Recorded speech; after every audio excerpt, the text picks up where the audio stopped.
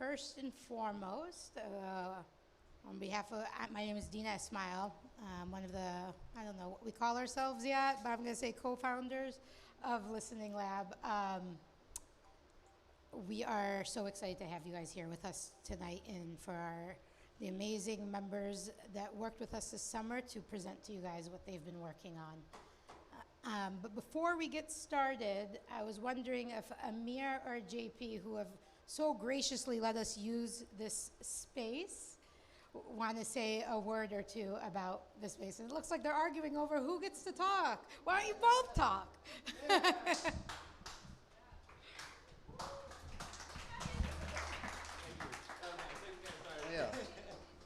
Yeah. How's everyone doing? Yeah. Are we excited? We're so glad you're here. Amir and I are co-founders of this hub. Basically, Impact Hub is an organization that supports social innovators across the world in 65 countries and 110 cities. And we support people who have initiatives. They could be for-profits or nonprofits that advance the 2030 Sustainable Development Goals. We do it with space, programs, events, and activities. Really excited you're here. Yeah, that's it from me. And then Amir has something else to tell you about, I'm sure, that's coming up in September. Okay. I wasn't planning on saying that, but I will. Surprises. Anyone co-work currently? Yeah? Drop into certain places? Have you ever heard of Impact Hub before? Oh, you have? Oh. Actually, I probably don't even need the mic, but have you been? The mic's good for the live stream. Oh, hello, live streaming. Anyone else heard of Impact Hub before? Yeah? Oh, cool.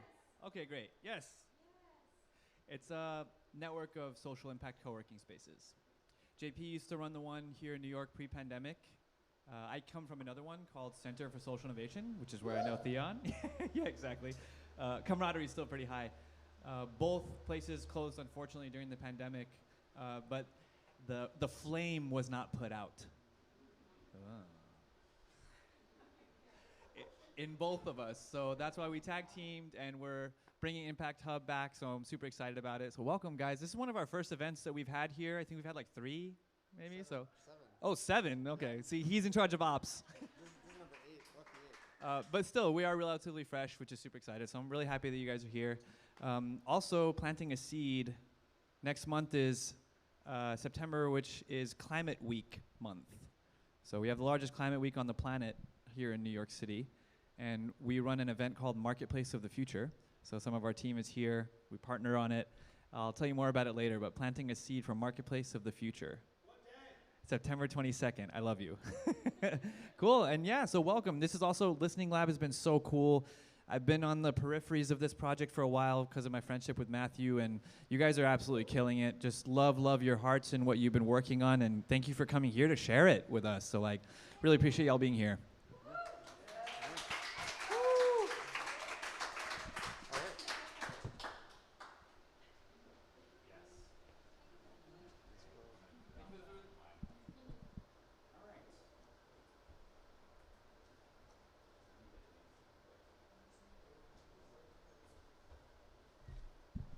I think we're doing like a turn thing, which is kind of fun. And if there's any problem with the audio, turn the red slider on the right-hand side of the mixer over here down all the way.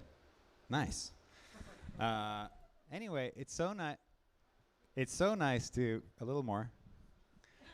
Sweet. A little too much. Perfect. Great. Thank you, everyone, for being here. This is so wonderful.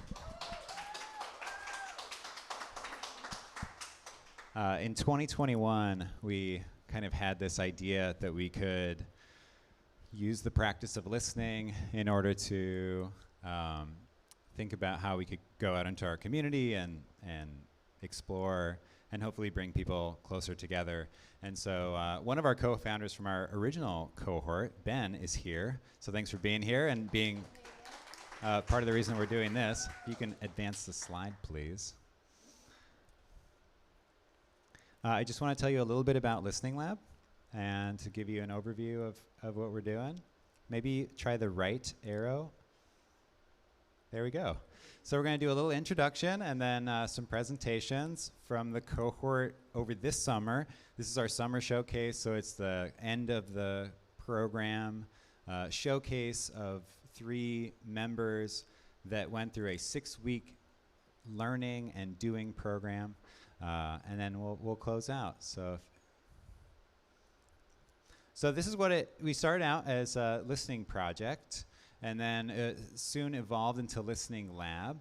We have had a couple showcases since, but basically we have our main setup is a table and 2 chairs. We gather audio and we listen to strangers, and we have showcases. This was at our first showcase in Brooklyn. We had another showcase afterwards, thanks to Madreen, who's here in the room. Thank you, Madreen. At the Whitney. It was such a wonderful experience for that first cohort to, be working for almost a whole year doing this, and it was really wonderful. So we often thought about what it would be like to continue doing this, and after our first cohort, we created a framework that we thought would be good for more projects like this, where we educate and then go out in the community and do outreach, and then we do it all over again, and it creates impact. So, yeah, these are some pillars of power that we like to develop in all the people that we work with and that we develop for ourselves. So we hope that you'll be a part of our Listening Lab community as we start to do more of these events and do all of this for each other. So, yeah, Dino, you want to come up and talk a little bit about what we did over the last 6 weeks?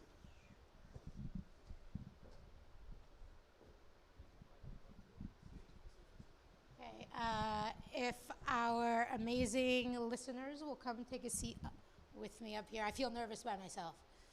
I need your guys' support.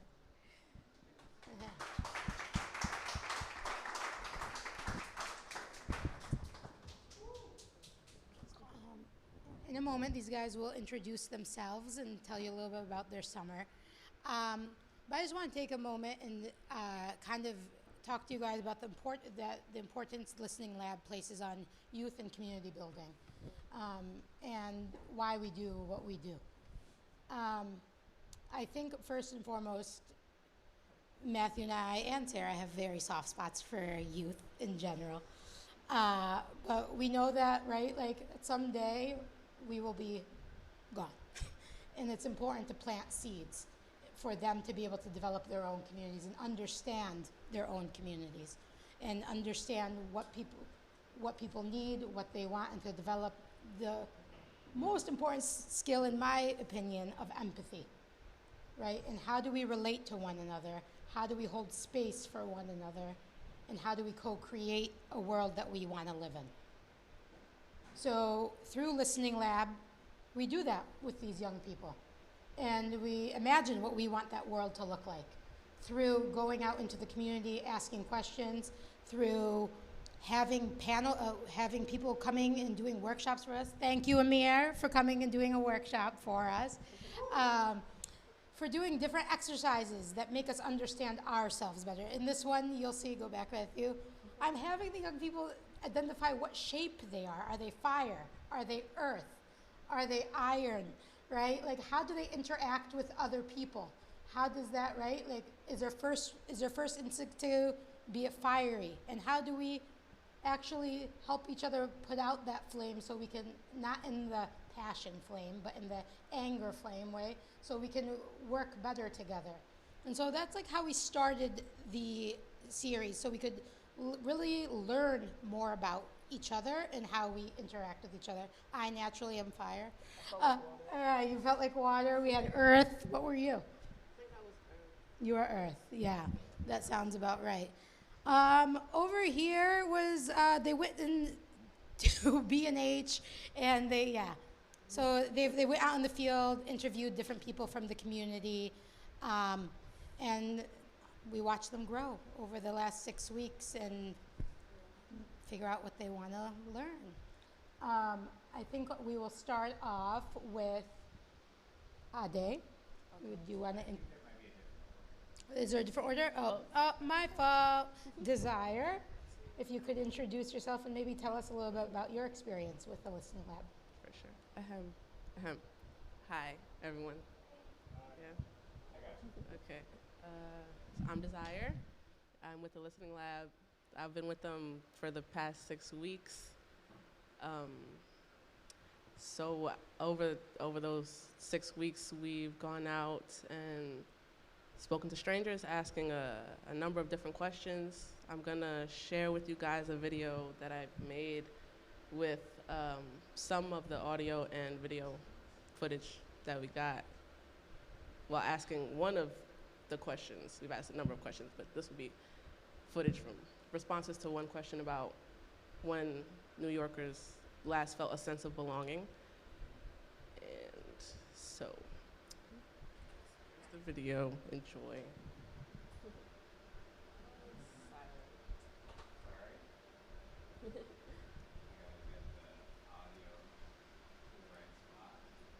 You got it.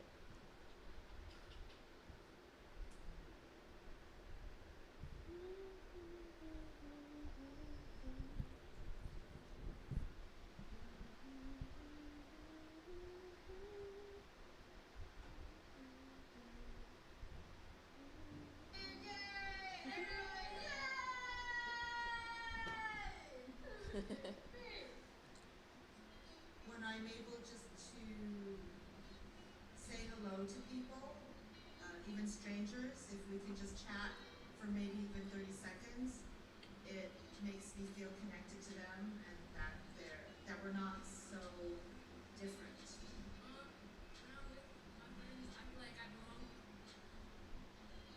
Like when I'm with them, I don't feel so weird or alone because they just get me. I have a wife. So far, it's been years now that we've been married. So in the church, near her. Whenever we're together, I genuinely feel like I don't have to worry about how I'm acting. I'm not too loud, I'm not too this, I'm not too... When I'm with them, I genuinely feel so relaxed. Probably right now, like in this entire community. For myself, in my own presence, and in nature, when I speak to God. I feel like I belong everywhere. I feel like I love coming. I've been coming to New York since I was 15, and I like coming here for like long periods of time. I feel like this city accepts everyone. I really feel at home here. I feel like I got a lot. I feel like a transplant New Yorker to some degree. I feel like if you don't feel like a sense of belonging within yourself or that sense of stability, I feel like no matter where you go, you're never gonna feel like you belong. And I think I'm still trying to figure that out. Thank you. Okay, yes, I hope you enjoyed the video as much as I enjoyed making it. Contrary to the avid listener that you saw there listening, I was not always the best listener when I started out working with the Listening Lab. And as most people do, I think I listened to people and I would be thinking about what I can add when they're finished, where I can chime in, how I can contribute to the conversation. But while working with the Listening Lab, I've learned about genuine listening and listening to what's being said and what's not being said, and body language, underlying emotions, and things of that nature. For example, Victor, the elderly gentleman from the video, yes, it was hard to hear him or really tell if he was gonna sit down at first. He approached the table, and he just started talking to me or to ask me what I was doing here and everything. And I could tell that he wanted to continue conversation, but not because of his body language, you know, and being aware of that and whatnot. I feel like it's a part of genuine listening, and I've improved as a listener through this opportunity working with Listening Lab. And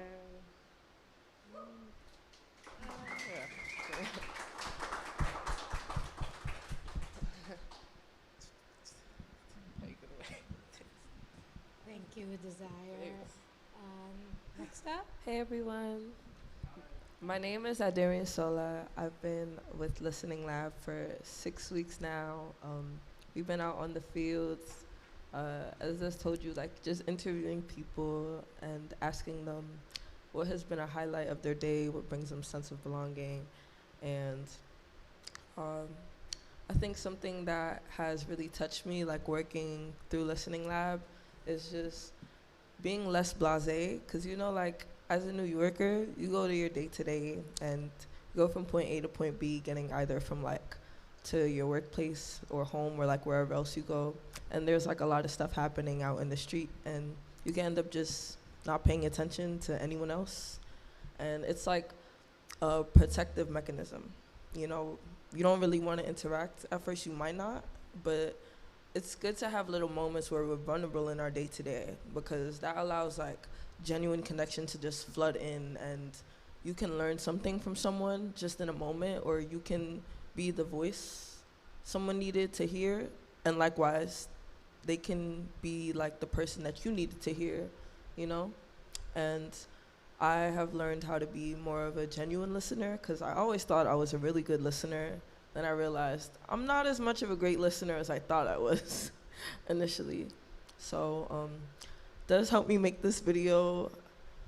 I was struggling with like putting it together, but I got the help that I needed to like bring this together. And my theme, what I want to bring across, is just the importance of being heard and having heard someone.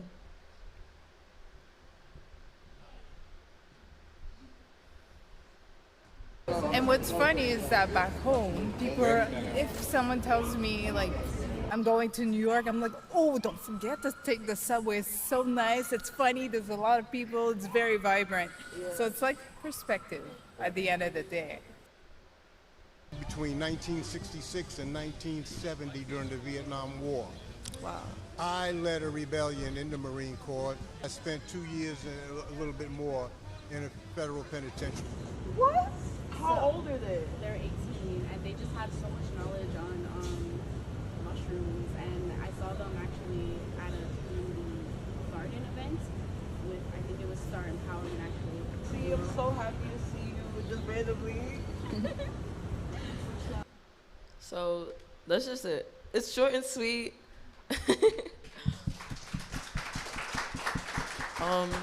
Full disclosure, I did have more I wanted to show y'all, but the reason why I chose this was because the 3 things that impacted me the most in this program was, this was randomly like me meeting my friend Hennessy, who works at 6th Street Community Center.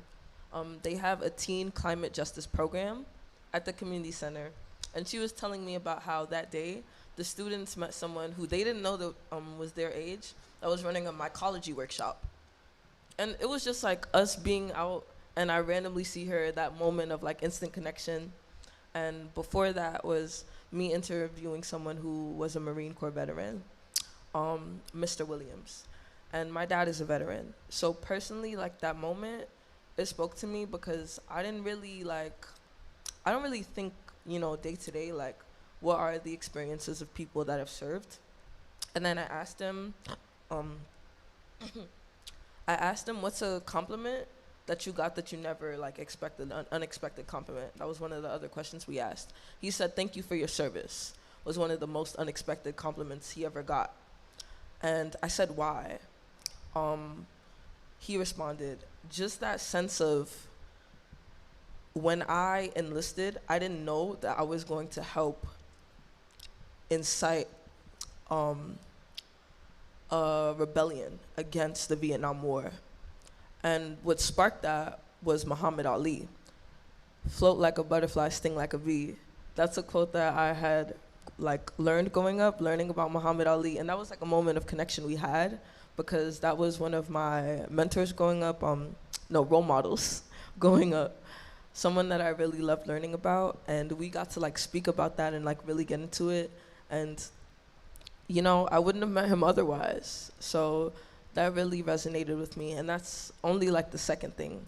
The third thing was when I interviewed a newly married couple in Tompkins. That was the very first audio with the background of Charas, and they just moved back to New York after 8 years of not have lived here. No, their best friend.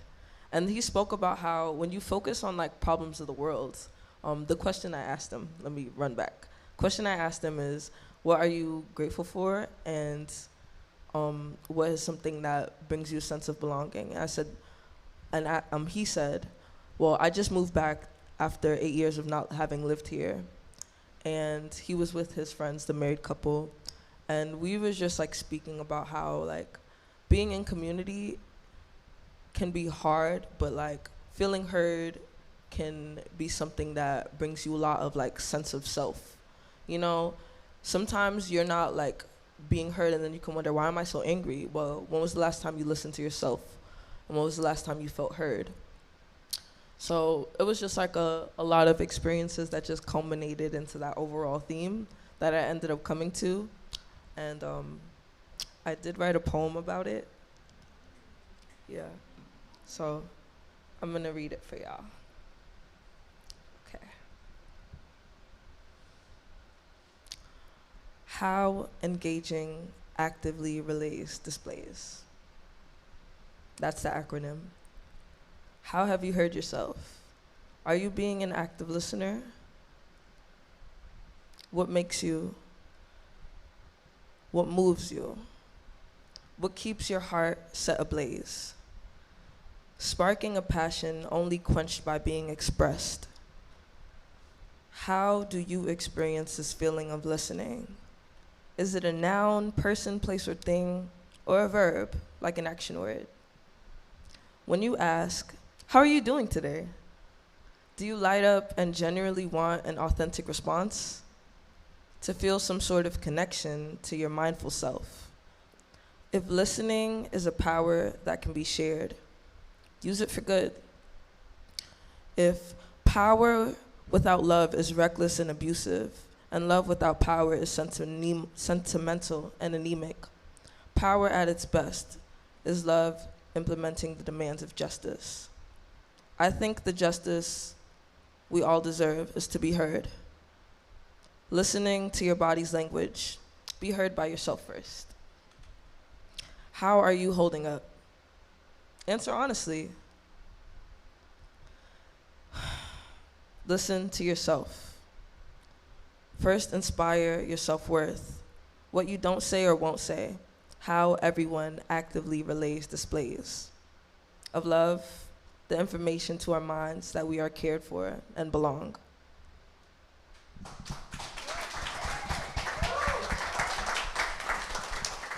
Thank you. That's it. Thank you. That was beautiful. All right. Hello to everybody that's here. My name is Isaiah. I have been with the Listen Lab for about 6 weeks. So for my project, it's kind of a little bit different. It's not like a hardcore edit. What they both had. Mine is basically, you're gonna see raw clips, and I'm basically gonna explain each clip and photos. And yeah.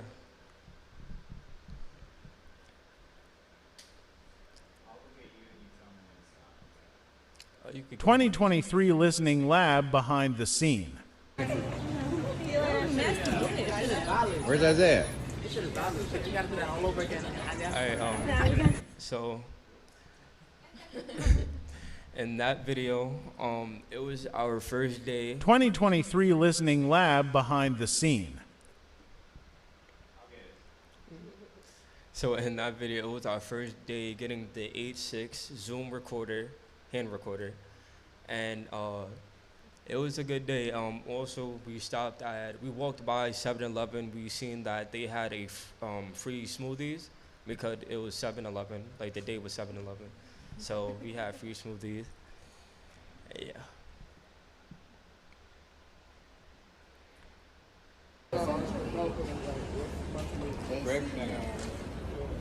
Okay. So, Uh, that was the backside of the Charas building. The artwork was made by, if I'm correct, by two different people. One guy named Albert and another guy, I don't know his name, but what he goes by is hip hop religion, if I'm correct. Yeah. It's beautiful art.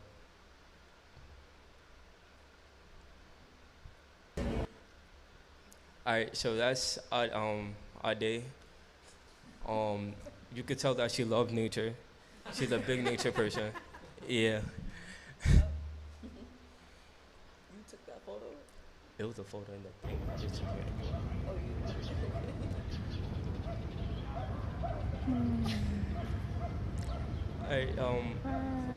I wasn't there for that video, but in the video you could see, I don't know if that's a hawk or it's a hawk. Yeah. And usually you don't see hawks in New York like that, so I just felt that was interesting to put that in the video. Yeah.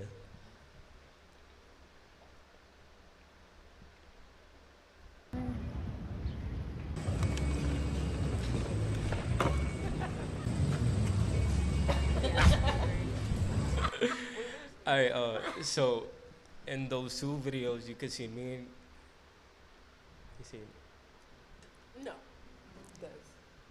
Des. You can see me and Des. This is our first time, if I'm correct, our first time going to the field and being able to get into interviewing for the first time.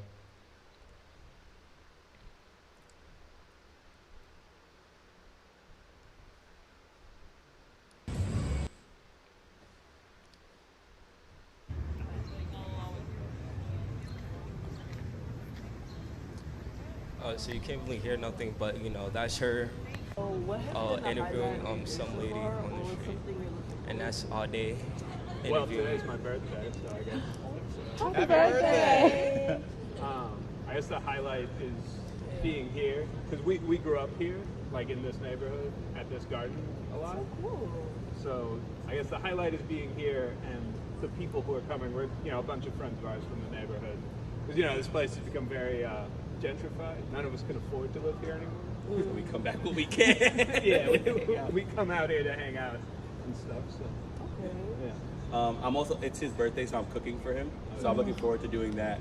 And then it's also my girlfriend's mom's birthday, so I had my first edible arrangement today. I never had an edible arrangement before. It was delicious. Chocolate covered strawberries, you know, some melon balls. A little bit of sweetness in there, something to look forward to. Yeah.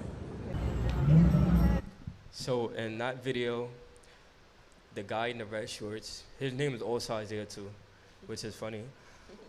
He's a big pigeon person, so when we walked past him, we seen a lot of pigeons on him, and I just felt that was very cool and interesting, so I decided to put that in the video.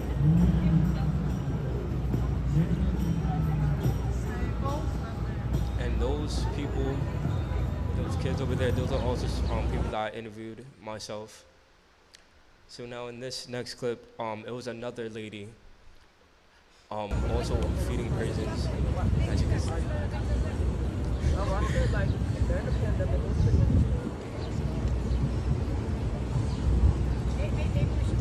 Thank you to everyone who came to this show to see and maybe learn or gain something from our experience at being in the listening lab.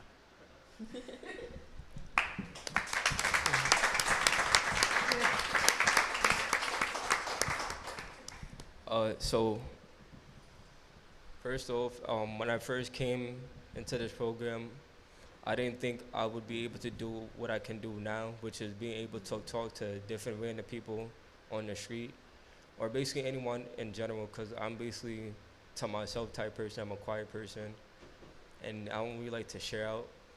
And also being in this program, I was able to, you know, meet different meet people such as, you know, Desire, Ade, Dina, Matthew, Sarah, right? Yeah. And a bunch of other new people. And, you know, it has been fun, you know. Yeah.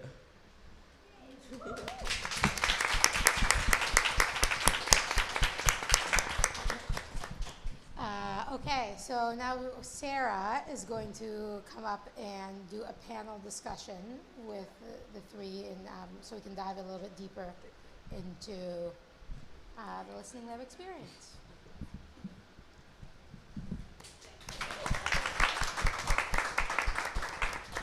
Awesome. Hi, everyone. That was fantastic. Thank you all for sharing with us. So I just wanted the chance to follow up with some questions and open it up to our audience to get to ask some questions as well.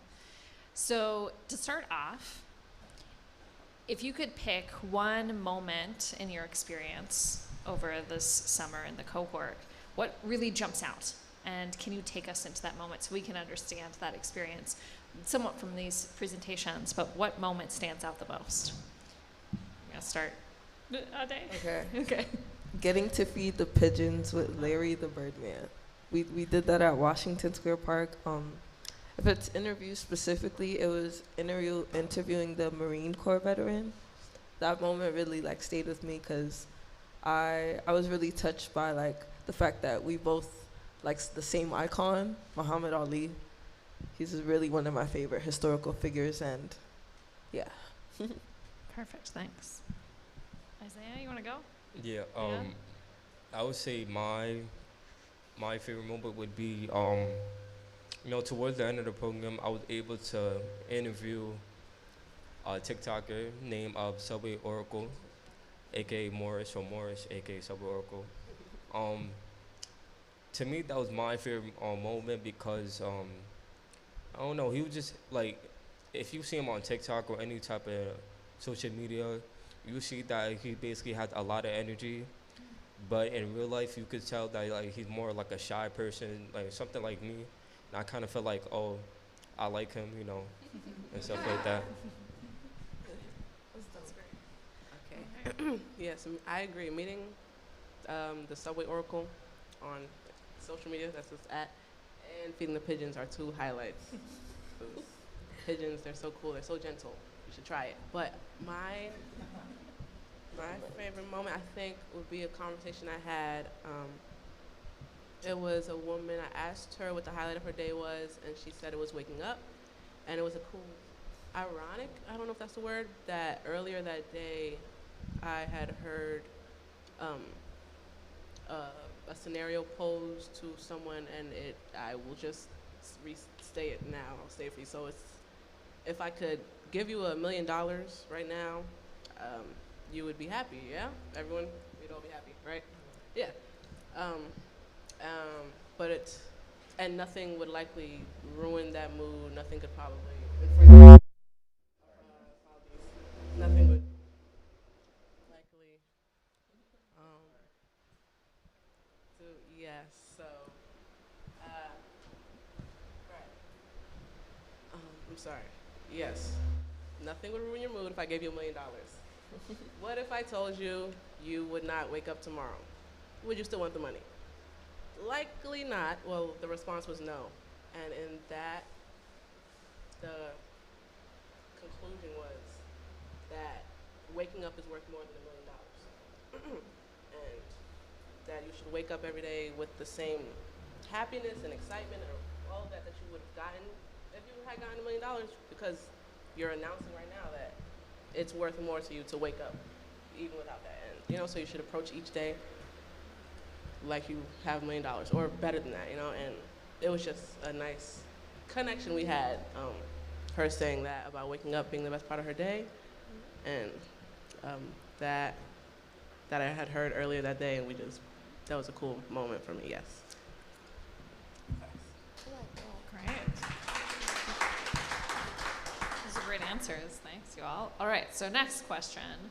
What's one thing about listening that you didn't know before going through this program?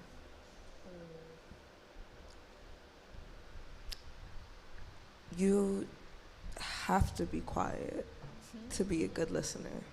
I'm someone that, like, as soon as I feel that spark of connection, I want to be like, oh, wait, me too. And then I realize, like, wait, it's good to just let people get their whole entire thought out because I'm the type of person that, like, if my thoughts get cut off, I'll still hold on to it and I could keep going. But not everybody's like that. Sometimes you gotta, like, hold that excitement, contain it, you can hold it, and let people get their whole idea out. And then to be a good listener, you have to actively, like, engage in the conversation. Don't just think about what you're gonna say, but, like, make sure you've processed everything they've said to you. And then you can respond because you heard them. I'm gonna add on to that and quote Dina. I'm gonna misquote you though, but it's something like leaving room for silence, and sing what fills that silence. You know, like it'll be things you wouldn't expect. People sometimes you ask a question, they answer in a concise way, and you instead of just moving on to another question or adding your own. Adding something to it, you might just sit back and remain silent and see that they will continue sharing. They'll feel like they might just want to continue filling that silence. I think that was something that I learned by listening. I agree with both of them, and I would like to state and add on is that something I learned about listening from being in this program. Well, if you listen more, you get to understand and learn other people, because I felt like I was always the type to, you know, like I would listen, but I really wouldn't, you know, take in what the other people had to say. And I feel like now, if you do, you're gonna understand, you know, their side of the story instead of understanding only your side. You know, try to make a solution. And not just that, if you listen more, you will be also able to, you know, make a bond, connect with people, make some new friends, you know, and other stuff. Fantastic. All right, I have one more question. So you all think about yours. I'm coming to you in a second. So if there was one thing you want all of us to know about your experience at the Listening Lab, what would that be? I will start. Yes, there's one thing, I would want you all to know that you all can be like us. You can, but yes, Ade mentioned earlier about being a New Yorker and walking tunnel vision. And that was me, that was me, stereotypical New Yorker, you know, not thinking about starting a conversation with anyone I'm passing on the street. But through this journey, I've learned it's something I think everyone should do in your neighborhoods, in neighborhoods that you don't live in, everywhere you go. You should not shy away from making connections, soft connections, you know, just, yes. And to take away from this that New Yorkers feel that they belong here. You know what I mean? That video that I showed with the clips of people's responses to feeling a sense of belonging. They feel at home here because it's a melting pot of so many different types of people. And I think we should keep that in mind, that people are optimistic, they're positive, you know what I mean? So you should go out there and also be as positive and embracing of people, because it's yeah, it's, I don't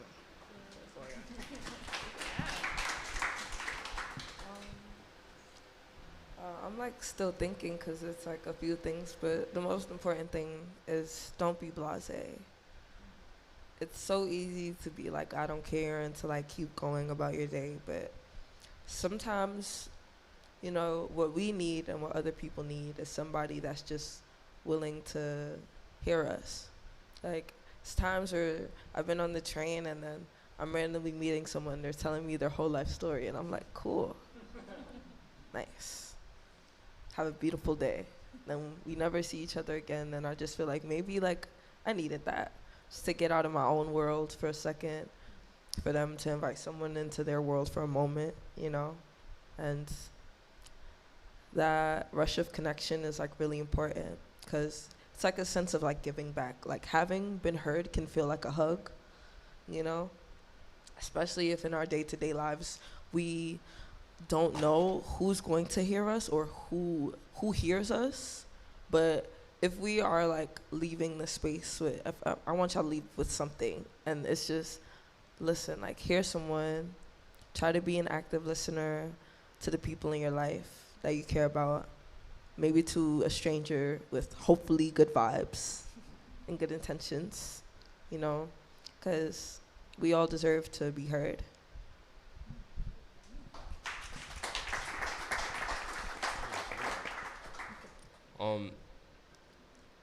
Sarah, can you please repeat the question? Sure, of course. So what's one thing you would like the audience to walk away with about your experience at Listening Lab? Okay. I would like for you guys to walk with something from my experience for being in the Listen Lab, or basically in general, is that listening is key. Listening can really save people's lives in day, you know. Even if like you don't feel depressed, you know, if somebody else feels depressed, you know, they want to tell you something, I feel like you should just listen, you know, have a good conversation. You know, it can make their day, and also can make your day. It don't take nothing out your day. Like you don't have to pay them, you don't have to do nothing. And I feel like once you do listen, or when y'all probably do it anyway, but when you do it, you're gonna feel happiness and joy once you do that. So, yeah.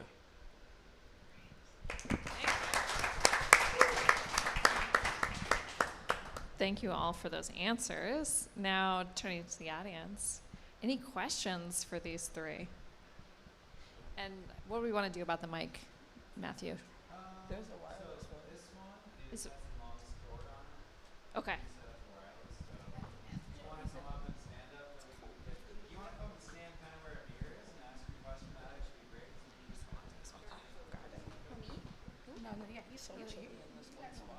Hi. Hi, guys. So my question would be, did it teach you how to be a better listener towards yourself? I want to answer this one. Yes. And I feel like, so I'll just be a little vulnerable with y'all. I'm taking care of my nephew right now at home, and it's a little overwhelming for me. I'm not used to taking care of a toddler, but I know that I love him, and I'm trying to like hear him out.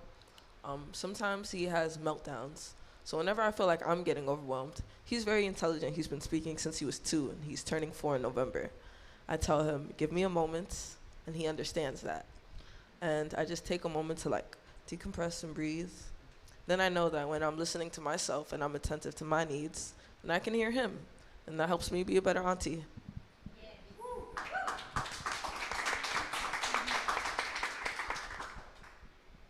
Anyone else? Oh, sorry. Oh, yeah. Sorry, I did not go. So, yes, definitely 100%. It did teach me how to be a better listener.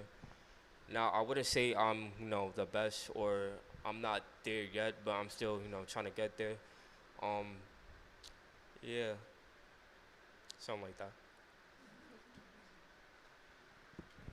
All right, so my question to you guys is, what are some thoughts that like go through your mind after a day of just listening? Because I know when I was doing it, I would be really excited sometimes. Other times I'd feel like, oh wow, we need to make some change today, you know? So just wondering what goes through your mind sometimes. Okay. Y'all gonna remember this. It was the day 1 of interviewing people. I had a 20-minute conversation with this older gentleman from North Carolina. Whew. That conversation went to different avenues, and it was like, oh my gosh. Yeah? Okay, no. It was just so many different things we talked about, and I was just like, whoa, where do I even begin? You know, conspiracy theories, actual problems. Let's be mindful of honoring the women in our lives, because femicide is real, you know, and women of color face a lot of violence and get hurt at a disproportionate rate. And that was like an actual genuine thing that we talked about. And I'm just like, wow, like, this is heavy. But also this isn't mine to hold, so let me just decompress, you know?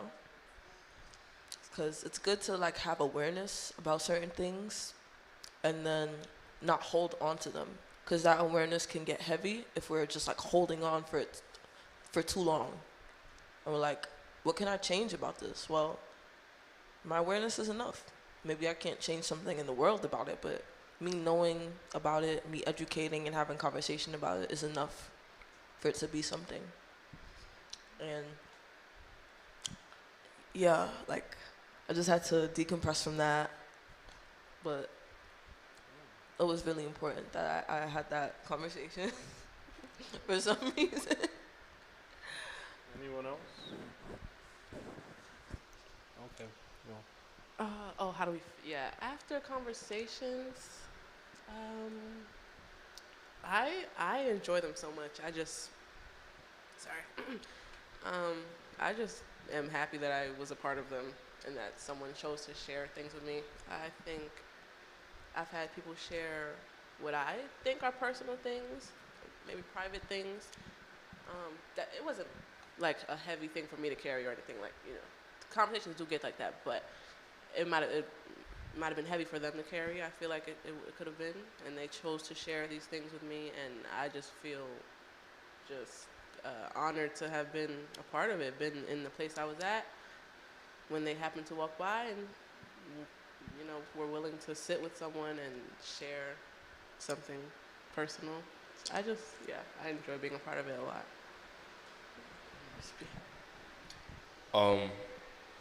After the conversations or interviews that I be having, I remember this one guy, his name is Jude. We went to talk about what's your highlight today, to talk about food. And after that conversation, it just made me feel hungry, like very hungry,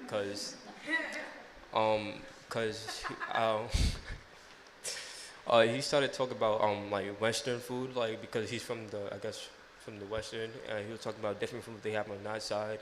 And we used to talk about African food, because, you know, I'm African American. And, you know, after that, I just felt really hungry. I got home, ate some nice food, African food, I thought. And yeah. Quick context. Ben, if you remember, was in the first cohort of Listening Lab, so he is sat in the same seat as the rest of those. That was a great question. I know how it feels when you get hungry talking.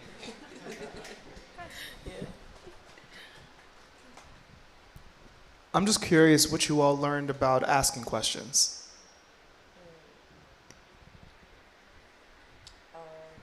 I'd say context is important. Yeah, definitely context.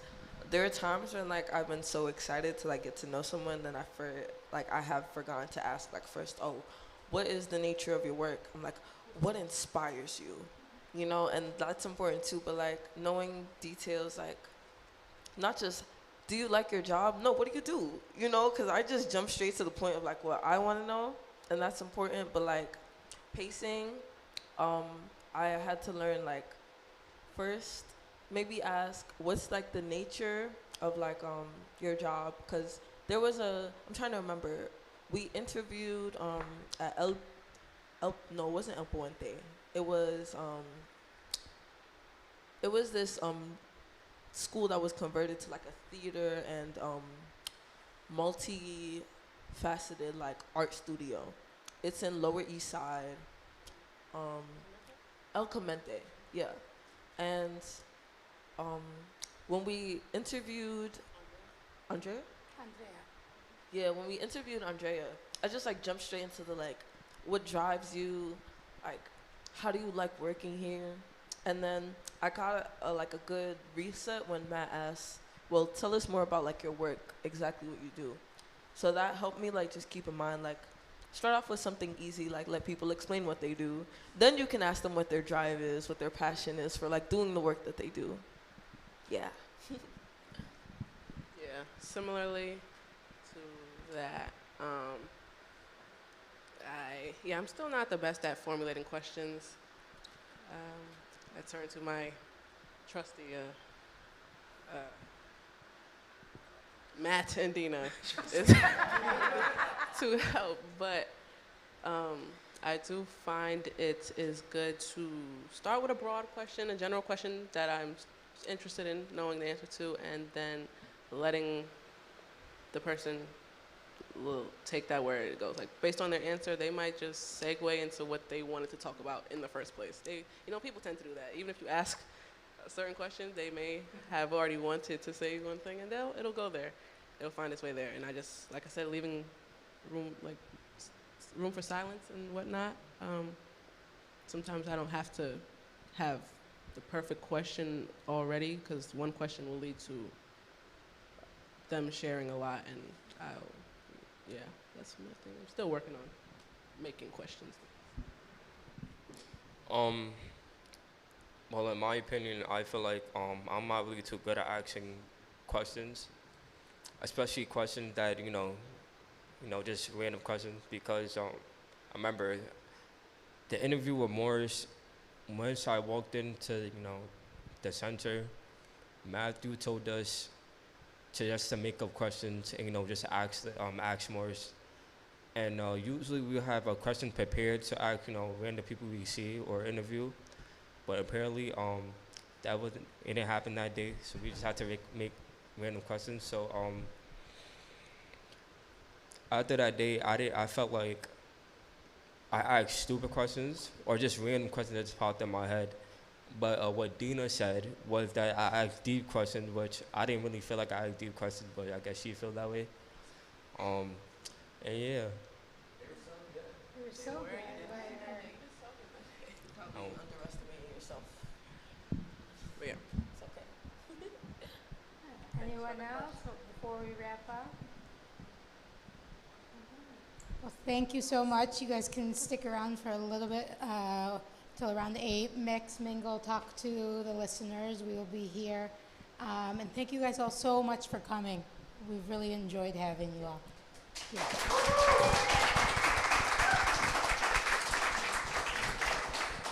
Come and talk to any of us about it too. We're going to be doing more things for Listening Lab, so love to stay engaged. Talk to any of these 3 amazing people, Dina, myself, or Matthew.